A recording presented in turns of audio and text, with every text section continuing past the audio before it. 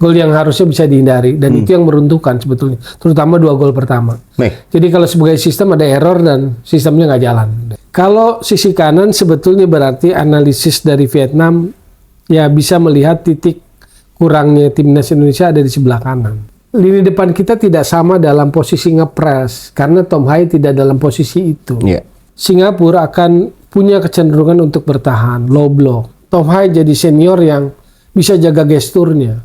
Nadio menurut saya perlu dievaluasi. Saya berharap John Herdman lebih detail, lebih teliti, lebih adaptasi, lebih mengenal lagi kualitas pemain-pemain kita. Vietnam menang lawan Kamboja poin 10. Kita head to head dengan Singapura. Singapura nambah 1 poin dia lolos. Dan kita nggak punya pilihan harus menang.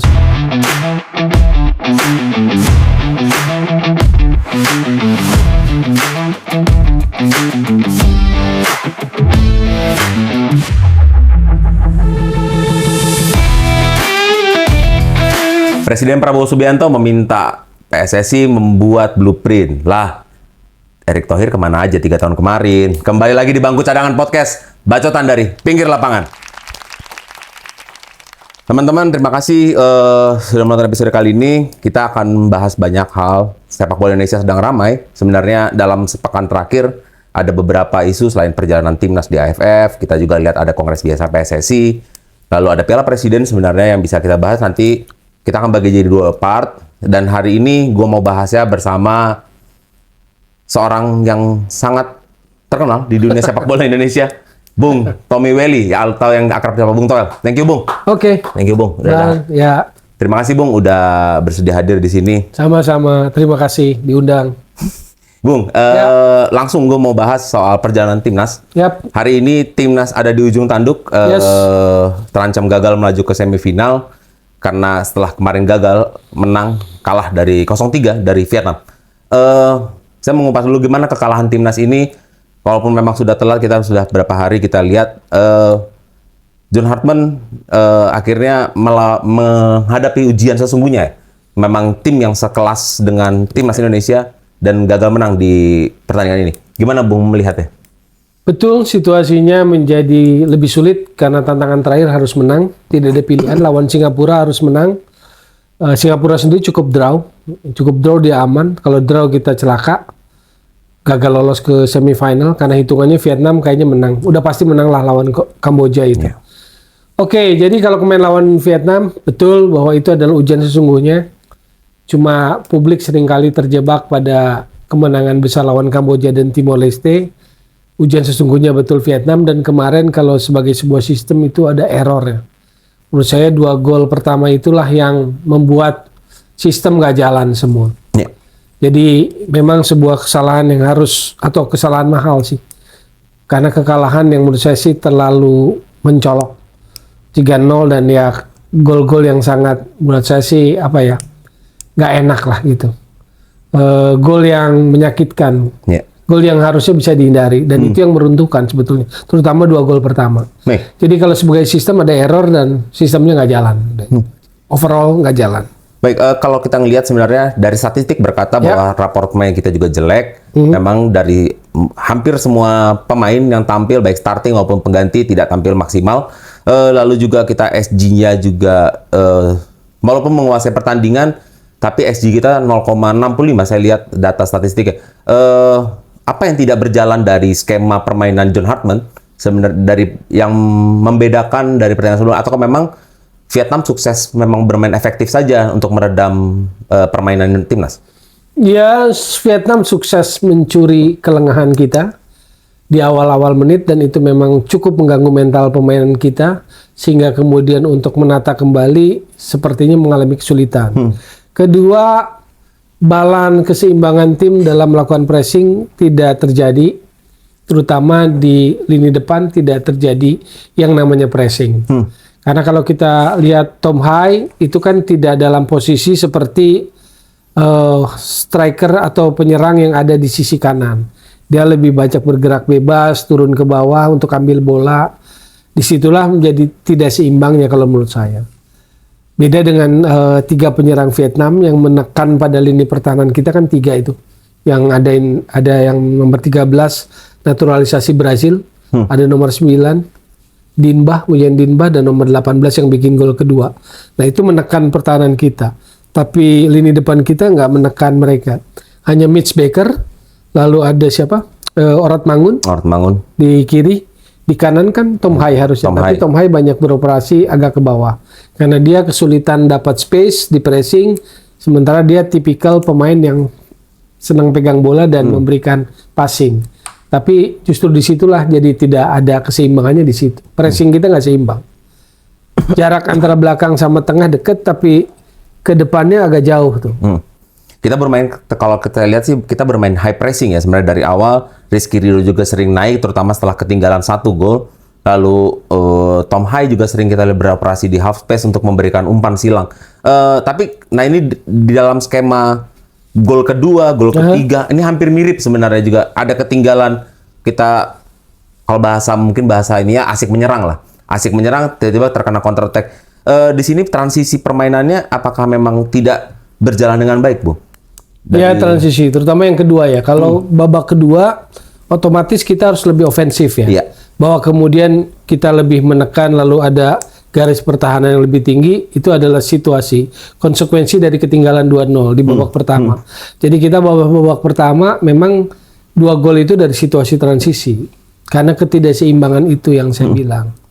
Kalau sisi kanan sebetulnya berarti analisis dari Vietnam ya bisa melihat titik kurangnya timnas Indonesia ada di sebelah kanan.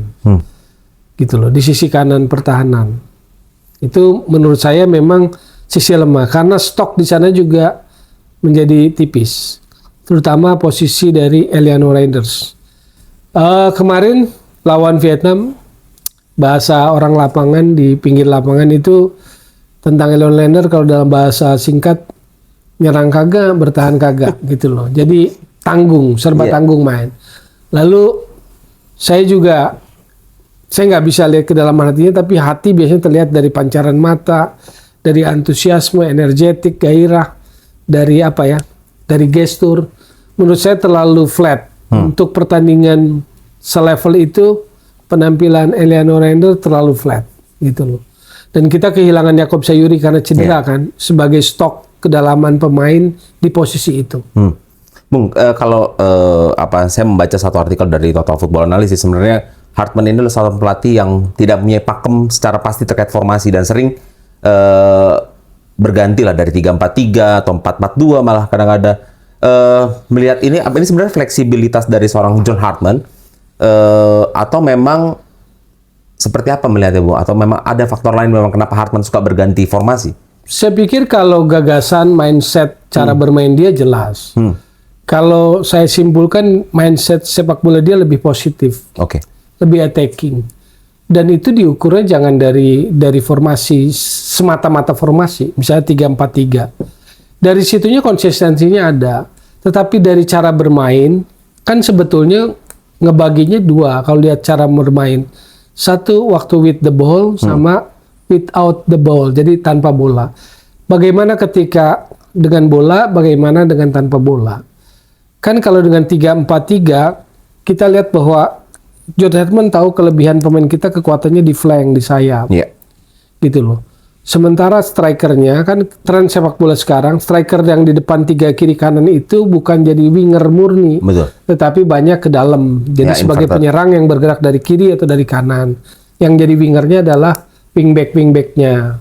Tapi di sini butuh gelandang yang kuat. Kayak gitu. Jadi Herman selalu punya berusaha jumlah yang kuat, jumlah yang lebih banyak, lalu ada selalu segitiga yang untuk kombinasi pemain selalu ada.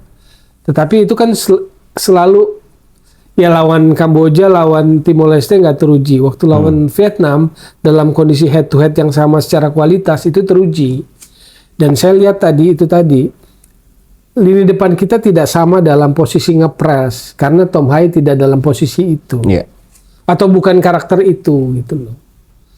Jadi buat saya bukan judgement, bukan penilaian. Buat saya Tom Hai itu satu titik kelebihan timnas Indonesia, tapi juga menurut saya di situ juga bisa jadi titik kekurangan atau titik kelemahan timnas Indonesia. Kalau dari pelajaran PR yang diambil kemarin lawan Vietnam. Berbicara soal Tom Hai sebenarnya kalau kita melihat dalam squad full timnas yang komplit, kita melihat dia setelah di zaman Patrick itu kan dia mendapatkan tandem yang seimbang lah, memang yang bisa mengisi dia adalah Joel Pelupesi. Apakah memang di AFF ini ketika kehilangan Joel Pelupesi memang operasi ruang permainan dari Tom Hai sendiri jadi terlalu luas, Bu? Karena dia covernya terlalu banyak gitu, Bu.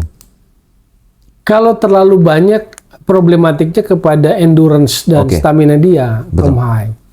Tom Hai akan efektif kalau bergerak di sepertiga atau berkreasi di sepertiga pertahanan lawan. Tetapi menjadi tidak efektif ketika lawan kayak Timor Leste juga, ketika parkir bus, low block. Maka kalau lihat gol terjadi saat Tom Hai ditarik main di dalam. Ketika Klok ditarik keluar, Tom Hai yang agak turun ke dalam bersama Jenner, masuklah yang posisi Haye diganti oleh Ragnar. Lalu tim Gaipennya diganti Doni. Barulah karena determinasi penetrasi dari Doni dan Ragnar, Tom Hai lebih punya ruang. Lalu kelebihan dia kasih bola terupas dan segala macamnya jalan. Tapi itu lawan Timor Leste yang saat dia ada di dalam, tekanan kepada dia tidak terlalu banyak. Tapi dengan kualitas lawan yang seimbang itu berisiko. Contoh kalau lihat lawan Kamboja babak kedua, sama dia mulai ditarik ke tengah ke dalam. Klok ditarik keluar. Lalu ada satu momen serangan balik Kamboja. Dan dia harus mengcover itu. Karena memang bagian dari tugasnya. Jadi diajak lari sprint sama pemain Kamboja. Kan dia sangat kesulitan, kelihatan. Setelah itu gesturnya kan nampak. Gestur yang seperti uring-uringan dan sebagainya. Karena tipikal dia memang bukan karakter gelandang yang tukang kerja keras. Bukan gelandang petarung, tukang rebut bola kayak Klok, bukan. Dia bola-bola bersih. Naro-naro bola. Tapi naro-naro bola harus ada temennya di depan yang dikasih bola. Sementara di posisi 3-4-3 kemarin lawan Vietnam, dia ditaruh di penyerang dari sisi kanan. Iya, dia masuk ke half space. Tapi ininya nggak jalan, dari kanannya nggak jalan, kombinasi kanannya nggak jalan, malah dia lebih sering turun. Yang fatalnya gol kedua pada saat naik, termasuk Rizky Ridho ofensif, umpan dia dikanter, umpan dia dipatahkan oleh lawan, lalu ditaruh kembali di tempat dia. Di situ kelihatan dia udah nggak bisa cover, kan cuma lari di belakangnya aja, gitu loh. Kalau orang tarkam di pinggiran kota di kampung itu bilangnya ngebeca itu istilahnya. suruh ngebeca baliknya. Iya, ngebeca balik. Ketika di counter attack dia nggak. Ya, yang gol kedua lah, tiba-tiba masuk gitu kan. Jadi 2 gol itu prosesnya memang sangat tidak mengenakan dan itu sangat ganggu. Buat pemain bola, gol seperti itu dua-duanya sangat ganggu pasti. Dan selanjutnya juga ada permasalahan seperti kreativitas ya. Saya agak melihat pada kreativitas kita karena terbukti dari 11 shot tapi hanya 3 on target. Lalu ada XG-nya 0,65 sebenarnya. Berarti dan kita melihat banyak bola itu dari Doni berusaha umpan ke tengah memanfaatkan postur badan dari Mitch Baker sebenarnya, tapi di sisi lain Vietnam mengawal Mitch Baker dengan dua orang sekaligus. Ini kreativitasnya bagaimana sih, Bung? Melihatnya apakah tidak ada permainan mencoba dari tengah atau dari sisi lain kenapa kita harus bermain crossing ya sebenarnya terus memang memanfaatkan Mitch Baker yang dikunci? Memang satu, dengan materi seperti ini kekuatan kita di flank. Dengan cara bermain yang Jordan bermainkan. Kedua, kita punya typical striker model Mitch Baker. Dia nomor 9 ya. Klasik ya, dia pemain nomor 9 yang beroperasi di area penalti. Bola-bolanya harus datang ke dirinya. Iya. Paham maksud saya? Dia berbeda dengan Ole Romeni. Jadi kalau ada pertanyaan host, post striker. Ole Romeni nggak bisa main sekarang udah ada gantinya. Enggak. Ini dua orang yang berbeda. Jangan diperbandingkan karena karakternya beda. Bahasa pasarnya, bahasa orang bola di lapangan gitu loh. Itu Mitch Baker itu tipikal striker yang harus disuapin. Disuapin itu dikasih umpan yang matang di depan kepalanya, di depan badannya, untuk dia dorong, untuk dia volley, untuk dia tinggal dorong lah gitu, heading kayak begitu. Beda sama Ole. Ole tuh bisa bergerak, membuka, dapat bola, dia create chances sendiri, bikin narik lawan. Nah, kalau Mitch Baker harus dikasih bola-bola matang di area penalti yang kemudian dia serbu kayak begitu. Maka bisa jadi dari crossing atau cutback gitu loh. Tapi waktu lawan Vietnam, Doni juga nggak jalan, bos. Doni nggak jalan, nggak ada penetrasi yang masuk sampai ke dalaman area penalti lawan, nggak dapet. Dia banyak akhirnya inverted ke dalam. Iya. Sebelum masuk area penalti dia udah ke dalam udah penuh ditutup, red hilang. Jadi Doni pun nggak jalan. Betul Doni bagus, cuman kita akan nunggu. Ketika lawan dengan kualitas seperti Vietnam, Doni bisa keluar nggak? Gitu loh. Nah, publik kita terjebak pada pujian-pujian yang terjadi ketika kita menang seperti lawan Kamboja dan Timor Leste. Akhirnya kita nggak pernah punya penilaian objektif. Saya tidak ingin merendahkan para pemain itu, tapi tidak ingin memuji kecepatan. Mitch Baker beruntung, debutnya di senior lawannya Kamboja. Jadi momentum yang dia dapatkan bagus. Lalu dia bikin hat-trick. Tentu bagus buat dirinya, mengangkat kepercayaan dirinya. Buat tim juga bagus. Tetapi nggak perlu lebay. Lalu tiba-tiba julukannya halal lah apa segala macam, nggak perlu. Karena pujian kadang memabukkan. Berapa banyak yang sudah dipuji setinggi langit. Egy Maulana Fikri ya. Iya, Lionel Messi segala macam, Witan, Marcelino, Evan Dimas gitu loh. Ya, saya salut sama Rizky Ridho mengakui kesalahannya. Dan ini bagus menurut saya karena Rizky Ridho selama ini berada dalam ya pujian lah. Dia seolah-olah berjalan dalam pujian, jadi sesekali harus ada sebuah teguran. Dan menurut saya permainan kemarin lawan Vietnam itu udah harus jadi teguran besar buat dirinya. Karena pujian itu memanjakan kan. Orang nggak belajar, kadang terlena gitu loh. Saya akui Rizky Ridho bagus, tapi kan orang tidak luput dari kesalahan. Dan kemarin dia melakukan kesalahan. Tapi jangan kesalahan itu menghabisi pemain, nggak usah. Karena overall buat saya ada sistem yang error kemarin. Nih, Bung, sebenarnya kan kalau tadi Bung bilang juga Mitch Baker, saya posisinya ini kan pemain masih muda ya, masih 19 tahun usianya. Yeah. Walaupun dia memang, nah Bung tadi juga bilang ini karakternya, kalau saya bahasanya striker ngendok. Kalau ngendok, bahasanya Bang Nuralim Jabrik, Bekasi itu harus diempanin katanya. Harus diempanin ya. Ini striker ngendok yang biasanya, kalau paling kita ingat ada Gonzalo Higuain yang biasanya dulu, oke dia biasanya dia ngepost aja tuh kalau nggak.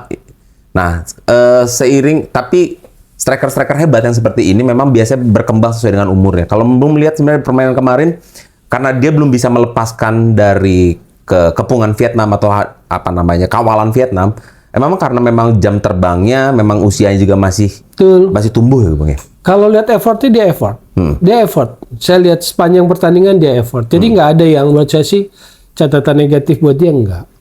Cuman jangan terjebak pada jebakan pujian netizen yang lawan Kamboja, lawan Timor Leste. Buat saya itu fine, itu good, itu positif, bagus. Dan kemarin dia baru menemukan ujian sesungguhnya. Lawan yang levelnya kurang lebih sama Indonesia dan dia kesulitan. Tapi saya lihat dia berusaha juga. Banyak dia berusaha, hanya nggak dapet. Karena apa? Bola-bola ke dianya belum terlalu maksimal gitu loh. Ada permasalahan dari sini, dari ruang dapur untuk mengkreasi.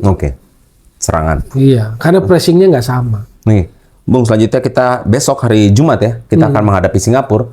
Dan menurut saya sih memorinya cukup jelek ya sama Singapura karena seberapa kali memang satu grup, termasuk yang menyulitkan kita lah. Apalagi dengan catatan kemarin dia berhasil menahan imbang Vietnam. Kita butuh 3 poin. Apa yang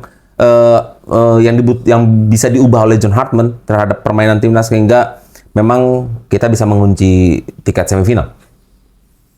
Ini depan saya pikir harus dirubah. Menurut saya kalau dari sisi komposisi pemain harus dirubah. Kedua, jangan lakukan kesalahan-kesalahan lagi seperti kemarin. Waktu build up hati-hati. Kedua, Singapura akan punya kecenderungan untuk bertahan, low block. Lalu kita harus bisa membongkar pertahanan itu. Kalau membongkar pertahanan yang low block dengan passing-passing, buat saya mereka nggak akan goyang. Pertahanannya tidak akan kocar-kacir. Jadi butuh pemain yang berani masuk, kerjasama 1-2 masuk. Lalu penetrasi ke dalam, berani 1 lawan 1. Karena itu sejujurnya sebetulnya itu kelebihan pemain kita dari dulu. Punya winger yang cepat, yang berani 1 lawan 1. Beckham punya, Raihan Hanan punya, Egy punya. Tinggal atur kapan mereka masuk. Cuman saya ngelihat bahwa anak-anak muda ini, saya nggak hanya berpikir gini loh. Saya yakin mereka punya kepercayaan diri. Cuma kasih kepercayaan. Dan saya berharap begini loh, Tom Hai jadi senior yang bisa jaga gesturnya. Jangan kalau teman-temannya, kalau adik-adiknya, entah itu Beckham, entah itu Raihan Hanan, yang mencoba akselerasi, mencoba sebuah kreativitas, mencoba sebuah keberanian membongkar pertahanan lawan dengan dribbling, dengan kerjasama 1-2 terus gagal, dia jangan nunjukin gestur uring-uringan. Karena dia panutan, dia terlanjur digembar-gemborkan sebagai profesor. Iya. Gitu loh. Ketika dia uring-uringan, ketika dia merasa bola harus lewat dia semua, nanti yang lainnya nggak cukup pede untuk berani melakukan havoc gitu loh, melakukan ancaman ke gawang, ke area pertahanan Singapura. Singapura ini kan kalau saya ibaratkan, dia kan anak komplek yang belajar bola bener gitu loh. Main bolanya rapi aja karena ngerti aja gitu loh. Tapi kreativitas seperti yang dipunya anak kita, sebetulnya mereka nggak punya. Winger-winger seperti yang selama ini kita punya, gelandang-gelandang yang pegang bola bagus dari era-era sebelumnya, jauh sebelumnya. Dia itu kan yang main bolanya aja lebih terbatas. Liganya aja profesionalnya 8 klub. Pilihan pemainnya terbatas gitu loh. Cuma dia bisa rapi aja, bisa strict pada disiplin. Kalau disuruh defend ya defend gitu loh. Tapi bukan berarti menurut saya bagus, enggak. Haris Harun kaptennya kan angkatannya Evan Dimas itu. Iya. Dulu waktu masih 16 tahun yang ada turnamen aparel tertentu dari gelandang itu. Sekarang dia udah main center back, makin berumur makin turun ke bawah karena dia bermain dengan pengalamannya gitu. Visinya. Iya karena udah berumur kan main jadi center back. Enggak lah, buat saya sih harusnya sih bisa. Cuman dia harus John Hedman timnas harus lewatin dulu nih recovery mental kekalahan harus segera hapus. Maksimal hari ini sudah clear. Ya. Kalau kertas sudah bersih gitu. Udah riset untuk menghadapi Singapura aja. Karena tuntutannya harus menang. Nah itu menurut saya melihat bahwa Tom Hai adalah kelebihan kita, tapi juga bisa jadi titik kekurangan kita. Gestur dia yang uring-uringan menurut saya agak mengganggu. Gitu loh. Lihat aja dalam beberapa kali momen. Apalagi kalau dia ditaruh di kedalaman, di tengah, ditekan lawan, harus 1 lawan 1, menghadapi sprint lawan yang cepat, dia kelihatan kesulitan. Habis itu dia marah-marah gitu loh. Yeah. Entah karena kecapean dan sebagainya. Karena memang dia bukan karakter pemain gelandang yang pekerja keras, pekerja kotor gitu loh. Nah itu yang harus dipikirin menurut saya sih. Bagaimana memberikan sebuah keseimbangan itu. Dan John Hedman pernah loh, FIFA Match Day, dia kan tim nasional mendapati tanpa Tom Hai karena disangsi. Iya. Dan ritmenya oke kan, terlebih naturalisasi Eropa datang kan. Iya. Siapa Calvin Verdong, Jay dan sebagainya, Jay Pelupisi, Kevin Dick dan sebagainya. Tapi anggaplah bahwa secara sistem sama gitu loh. Karena saya belum lihat nih Raihan Hanan yang suka mengejutkan, yang punya kelebihan, Beckham yang kelebihan maksimal belum gitu loh. Rizky Eka Pratama, Makassar, winger, kan kelihatan. Pasti lawan itu akan kesulitan dapat seperti itu. Kemarin nggak dapat pressing depannya. Akhirnya apa? Ya kerja keras. Lalu publik kita karena ngelihatnya itunya aja menjat pada 1, 2, 3 pemain. Menurut saya kasihan sih. Nadio menurut saya perlu dievaluasi. Ya. Nadio kita melihat juga di match, terutama di match lawan Vietnam. Jangan kan sebenarnya dari lawan Kamboja ada satu kesalahan dia yang tendangan dari sudut gawang akhirnya menciptakan gol karena positioning. Menurut saya melihatnya sih positioning ya.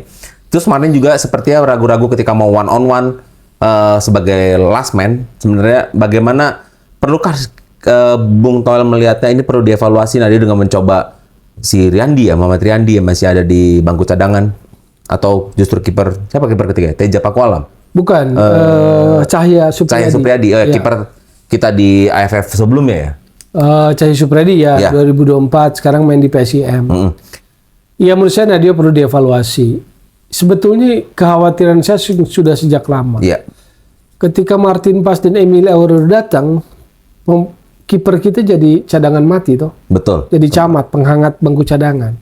Ketika seorang pemain yang terbiasa kompetitif di level klub, lalu kemudian di level nasional, di internasional biasa bermain, lalu tiba-tiba stop, cut, nggak main. Itu yang saya khawatirin, kehilangan level kompetitifnya.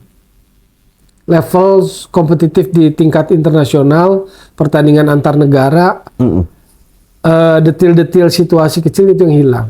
Dan kalau kita lihat bagaimana 3 gol ke Nadeo, kebetulan tiang dekat semua masuknya. Iya. Baik itu Kamboja dan 2 dari Vietnam tiang dekat. Jadi kadang ini ada pengambilan keputusan yang salah, ada 1 lawan 1 yang nggak kuat. Atau jangan-jangan kelemahan Nadeo adalah ketika 1 lawan 1-nya lemah misalnya gitu kan. Makanya pertanyaan sebetulnya, akhirnya pertanyaan besarnya buat saya adalah John Herdman harus lebih mengenal kualitas pemain kita deh. Coba lebih jernih, lihat semua pemain dengan baik. Karena satu misalnya Hernando Ari, wah gitu loh. Saya dulu diketawain karena kalimat saya tega. Orang nggak ngerti maksud dibalik itu. Saya bicara tentang football development. Hernando Ari itu dari kecil 16, 18, 20, 21 sampai senior dia capai. Semua leveling dia sudah isi. Ketika dia udah masuk ke first team senior di-cut oleh naturalisasi. Saya bukan sentimen pada Paes sama Emil Laudero, enggak. Saya bicara tentang football development, path-nya seorang pemain, jejak pemain, dia sudah lalui itu semua. Jadi kalau Anda tanya pantas gak Hernando Ari jadi penjaga gawang utama, pantas. Dia sudah melewati tahap itu semua. Karir jenjang itu sudah dia lewatin. Tapi kemudian cut kan. Lalu jawaban ada banyak seenaknya aja, kan bisa bersaing dan sebagainya. Ini bukan persaingan. Ketika Anda datangkan naturalisasi, prinsip naturalisasi apa? Kualitas di atas pemain kita. Artinya apa? Udah otomatis dia akan jadi cadangan. Jadi ini bukan soal Martin Paes dan Emil Eudero, bukan. Ini soal tentang Hernando Ari dan Nadeo dan Cahya dan Riyandi dan sebagainya penjaga gawang. Kalau Anda jadi pemain nasional tapi Anda nggak main, Anda pasti sudah kehilangan, akan turun level kompetitifnya. Itu yang terjadi dengan Nadeo kalau menurut saya. Nadeo terakhir main adalah November 2023 ketika kalah 1-5 di Basra, kebobolan 5 gol di Basra. Habis itu seolah-olah dia dapat hukuman, sudah tidak pernah dipanggil lagi di era STY. Dipanggil lagi di era Patrick Kluivert dan era John Herdman, dia jadi cadangan. Lalu sekarang dia jadi inti. Buat saya mungkin ada satu lack of experience di level itu. Karena sudah terlalu lama dia nggak main di level itu. Walaupun seorang pemain itu bermain rutin di klubnya. Klubnya ada berbeda. Ada level berbeda main internasional dengan main di kompetisi domestik. Walaupun dia main, jadi inti. Bayangin, Anda akan bilang ini kebetulan, gol semua di tiang dekat. Anda akan bilang ini kebetulan bahwa 1 lawan 1-nya dia tanggung waktu gol kedua. Antara majunya tanggung dan mundur, jaga kedalamannya tanggung. Menurut saya sih ada ketanggungan di situ. Makanya saya bilang evaluasi. Tapi siapa yang mau main? Cahya. Cahya waktu lawan Timor Leste ada 1 blunder. Waktu sedang ofensif karena neken pertahanan Timor Leste karena kita belum terjadi gol, jadi semua naik, lalu ada bola tekanan balik, clearance yang langsung dilempar jauh. Striker Timor Leste lari, duel sama Jordi Amat. Kenapa Jordi Amat kemudian agak marah, agak gusar? Karena Cahya Supriyadi tidak jadi libero motong. Karena Cahya Supriyadi posisinya terlalu di bawah. Ketika bola ofensif, penjaga gawang sekarang, era modern sekarang kan harus posisi naik. Tapi orang yang nggak ngerti nyalahin Jordi karena tua, dia udah nggak kuat sprint, katanya bukan. Di situasi seperti naik semua begitu, lewati setengah lapang lalu bola jauh, yang jadi libero Cahya. Gitu loh. Bukan berarti jelek, tapi ada satu momen Cahya Supriyadi nggak baca situasi di situ, yang akhirnya bola dibuang oleh Jordi Amat. Jadi siapa yang akan tampil? Apakah akan langsung diganti atau tetap kepada Nadeo? Kalau Nadeo diganti, maka yang akan terjadi pada Nadeo adalah kepercayaan dirinya akan terganggu. Ketika dia besok nggak dimainkan lawan Singapura, itu juga pertimbangan-pertimbangan untuk masa depan tim nasional kita, karena siapa lagi? Gitu loh. Maka saya dari keluar dari persoalan nunjuk 1, 2, 3 pemain, saya berharap John Herdman lebih detail, lebih teliti, lebih adaptasi, lebih mengenal lagi kualitas pemain-pemain kita. Kenapa? Saya bertanya, kenapa Ricky Kambuaya nggak masuk? Saya bertanya, kenapa Arkan Fikri nggak masuk? Jangan terlena pada pemain-pemain yang dianggap naturalisasi atau terjebak pada itu saja. Keluar dari frame itu. Apakah Ivar Jenner menurut saya terlalu banyak sentuhannya yang menurut saya jadi terlambat. Harusnya sudah diumpan, saya lihat masih terlalu kebanyakan. Ragnar kebanyakan dribbling. Ini Ragnar sudah menurut saya banyak penurunan sejak dia awal, lalu katanya sempat sakit, saya nggak ngerti sakit apa, virus apa yang membuat penurunan kondisinya begitu jauh. Menurut saya sih ada kualitas yang menurun. Jadi jangan terjebak pada pola itu. Kalau Anda bisa berikan kepercayaan diri, maksimalkan Beckham, maksimalkan Raihan, maksimalkan Egy, siapa tahu. Ya. Atau Ragnar ditarik sebagai striker, nggak harus terpaku pada pola nomor 9 Mitch Baker. Karena ketika Mitch Baker diganti lalu masuk Jen Raven nggak ngubah apa-apa juga. Dan terus terang saya bingung, bagusnya Jen Raven di mana secara technical striker? Jen Raven, Mauro Gilles. Jangan salahin, jangan kami ngintamkan Superliga, Liga Domestik karena pindah ke sini terus jadi jelek mereka. Oh, salah itu. Logika yang terbalik itu. Artinya gini, pemain bagus akan bagus dimanapun. Artinya seharusnya pemain yang dimainkan maupun yang dipilih memang sesuai dengan kebutuhan. Pasti sesuai dengan kebutuhan. Dan ini kan sebenarnya kalau saya mau membandingkan sedikit dengan yang dilakukan oleh Tuchel sebenarnya dengan timnas Inggris kemarin, itu kan banyak polemik ya, banyak polemik. Tapi memang kalau dia berkata adalah kebutuhan taktikal dia, seperti Jadon Spence siapa orang yang mengenal dibanding TAA kan dibanding di Real Madrid.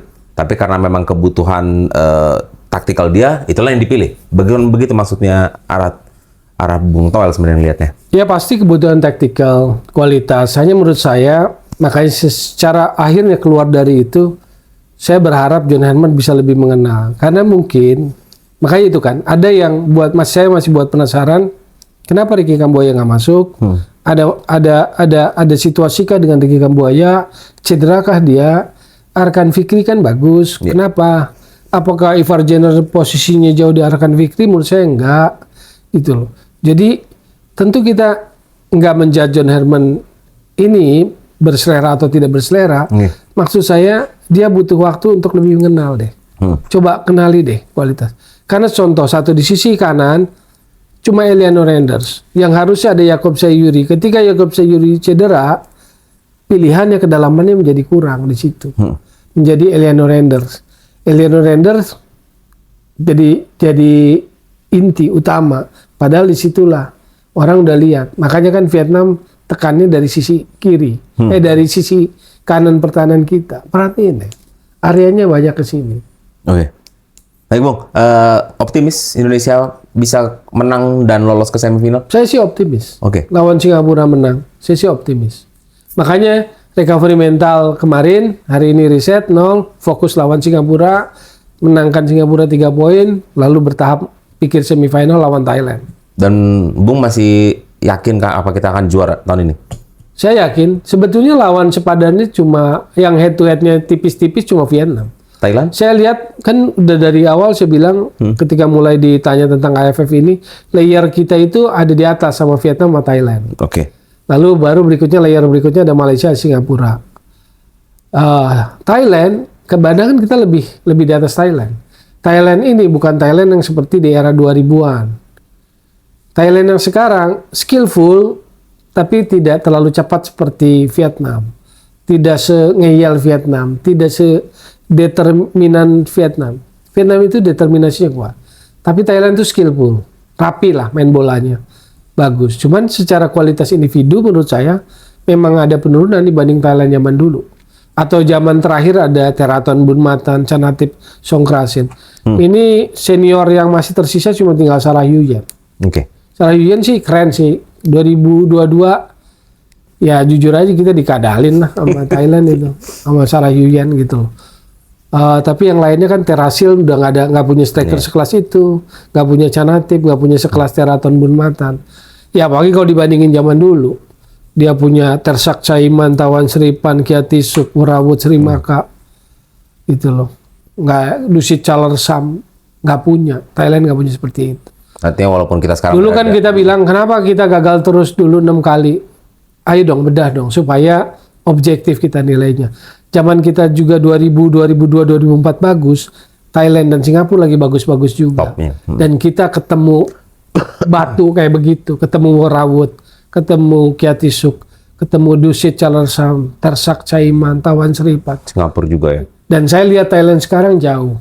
Dan ternyata apa yang saya pikirin Thailand sekarang jauh, legenda Thailand sendiri namanya Vitaya Lauhakul. Kebetulan saya pernah ketemu di dalam satu momen course FIFA di Kuala Lumpur sama Vitaya Lauhakul. Sayang aja nggak foto bareng karena belum zamannya IG waktu itu.